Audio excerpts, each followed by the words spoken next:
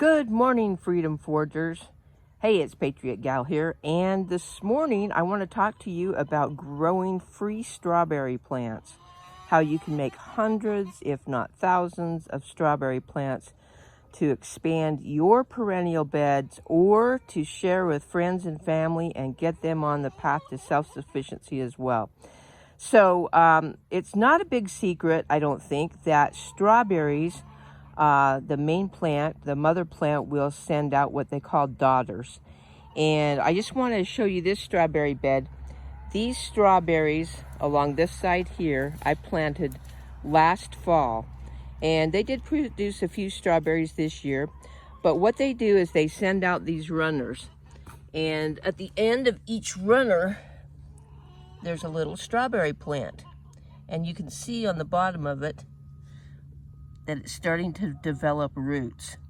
So let me show you how you can help that process along, and then we're going to talk about what to do if you don't want your strawberry plants in the same bed. Maybe you want to start a new strawberry bed. So stand by.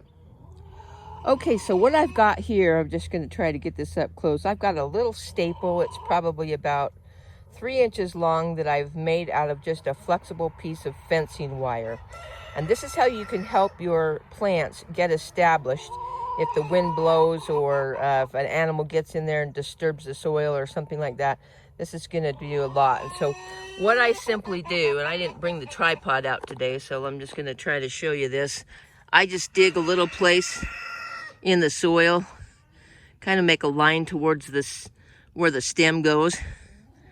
Drop the plant in there, just kind of bring some dirt, kind of pinch it around that root. And then I'm just going to take my staple and I'm just going to push that down so that it's going to hold that vine in place. And my plant moved a little, but that's okay. I'll just make a new little hole and pinch it. And now that staple's going to hold it in place. And so that's how you can direct the strawberries to where you want them in your new bed. And all of these strawberries that you see that are this way of those original plants, they have sent runners out this summer, and I'm slowly working them over to this side. So it works extremely well. It's super simple. Anybody can do it.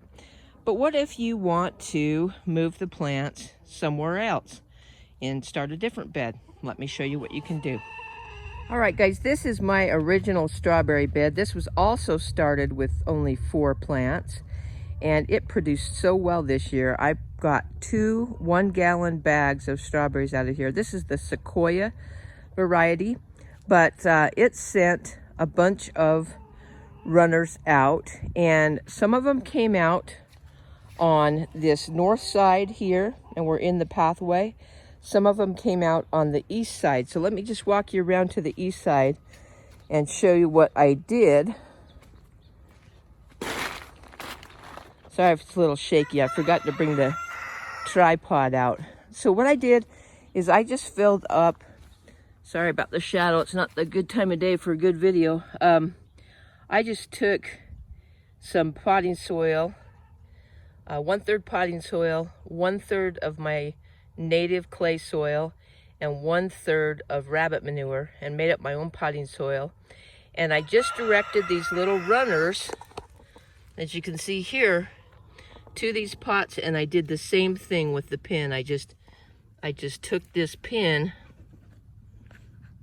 pull this one up here. It's about ready to be planted on its own anyway. Boy, it's really in there. Yeah. So I just took this pin and pinned that vine there.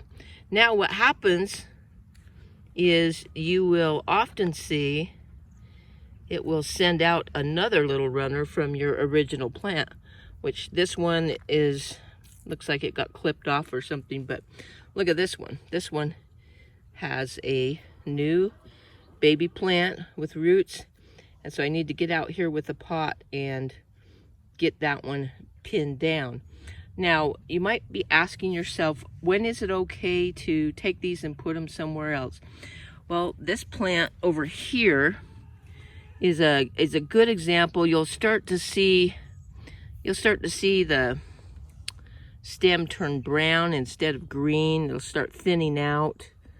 And you can just kind of tug on the plant and see if it's ready. But I like to let the stems get pretty thin and pretty brown, or sometimes they'll just break on their own, and then you can go ahead and take those and move them somewhere else. Now, what I did to help with the because we've had some really hot days, and so this is the east side here. So eventually the sun moves to the west, and these end up in the shade in the hottest part of the day. But these ones that were over here on the north side, and some of the ones on the west that I've already harvested, they were just getting beat by the sun. And so what I did is I just simply moved the pots back into the foliage after I got them pinned down, and I marked them with these little flags. And so that's where I know where they are, so I can water them about every 2 or 3 days, just to keep them moist. So that's really been kind of something that I thought of this year that's been really helpful. So let me just take you over to where I have been planting some of these new plants. So these are my hidatsa beans. They are beans that I received from seeds that I got from Thomas Jefferson's Monticello. And so they're an annual crop, and they're going to be gone after this fall. So it's a good place to start a strawberry bed that will increase next year. So what I've done is I've just taken some of those potted strawberries that I pinned down earlier this summer, and I've just spaced them along here. And after these beans are gone, next summer they will start to spread, and I will just start to direct them that way. My goal is to have 3 or 4 strawberry beds going at one time.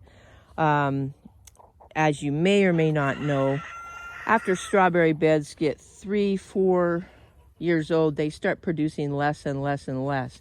And so if you're always ahead of the game, and you're always creating a new strawberry bed, if you've got the room, it wouldn't be a bad idea to create one every year.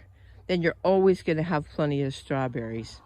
And you can also put these under the shade of trees, and anywhere where they're not going to get, well, they don't mind full sun, but they do need, good moisture. So you can plant them in creative places, but that's how you can make hundreds, if not thousands, of strawberry plants, and never have to buy a strawberry plant again. So anyway, guys, hope that was helpful to you. Remember to do something, to go out today and forge your freedom. And hey, if you like this kind of stuff, please subscribe and like this video so we can share it with more people. The goal here is to get as many people as possible gathering the skills and learning how to provide for themselves, their family, their neighbors, and their friends. So anyway, you guys have a good day, and we'll talk to you soon.